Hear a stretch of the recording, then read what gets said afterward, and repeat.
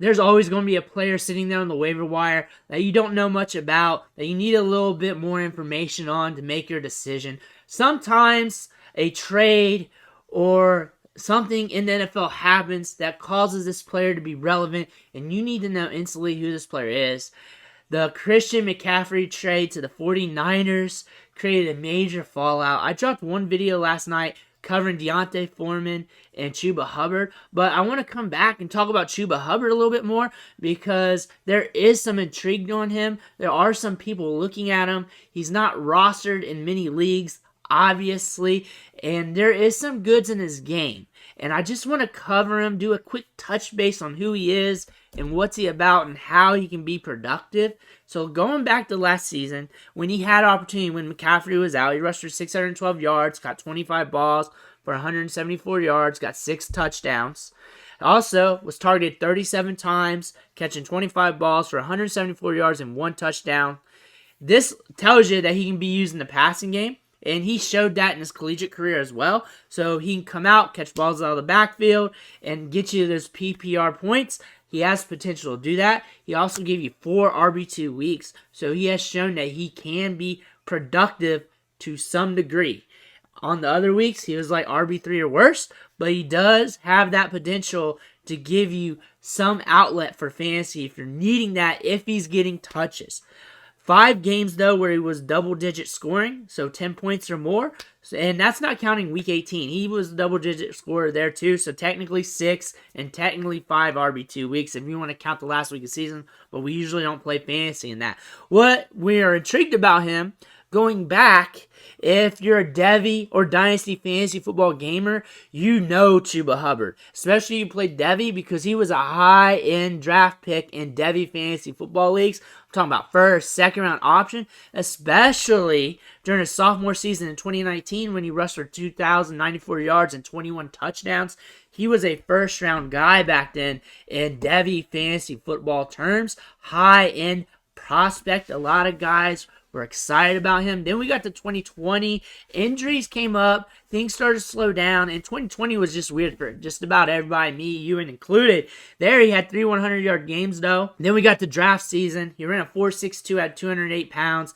50th percentile size-adjusted speed score. And then we got into his rookie season. The big question is the touch distribution between him and D'Onta Foreman. Foreman did well covering for Derrick Henry last year. We could see some sort of split. Foreman has been getting more touches over Hubbard, but it's not much touches to really compare to, so it's a very small sample, and a lot of people are just trying to figure out which one they want to hitch their wagon to. Right now, I looked at a poll on Twitter, and 24% of the people who went on this poll sided with Chuba over Foreman. So there are some people wanting Hubbard over Foreman on their rosters, and the reason why is because his ability to catch the ball in the backfield, has a good collegiate profile, and there are some goods in his game.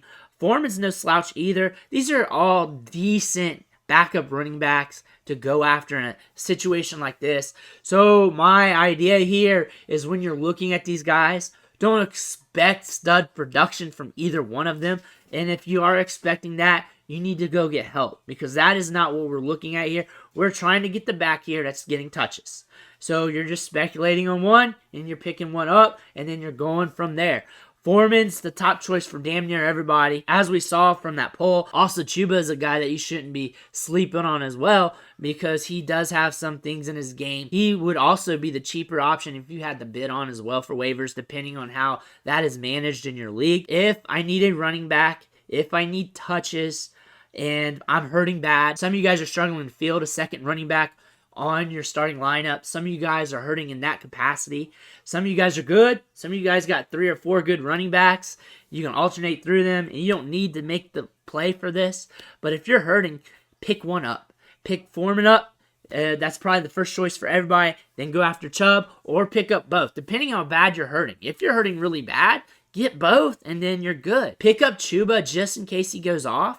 And if you are, you're ahead of the market. And if it doesn't go off, you don't like it, just drop him. There's always a guy on the back in your roster you can probably get rid of. If you're good, though, if you're like a 5-1 team, 6-0 team, and you're stacked and you're really good at running back, you may not even need to look at this or think about it, because this is a low-volume offense. They're averaging 56 plays ran per game. The upside is not really there. There are going to be some game scripts where you're going to get RB2 numbers, maybe an RB1 game from one of these guys, but it's not going to be consistent. And if it does become consistent, it's going to be a surprise to everybody. So the odds are, the fundamentals are saying, only go after these guys if you need them or if you got a roster spot, but don't drop anything serious or a contributor to your team or an upside guy that you have. If you have the roster spot to burn, go ahead. Because it's always good to stash a running back just in case. Running backs are valuable in fantasy anyways. Touches from running backs is what's valuable. So if there's a running back getting touches, you want them, whether you're good or not. These guys are more valuable to the mid to lower tier guys in the league than they are to the upper tier guys, because good fantasy teams are already stacked and their bottom layer on the roster is hard to drop. Whereas if you're middling to losing team, then you're definitely going to have a guy or two that you can turn and burn.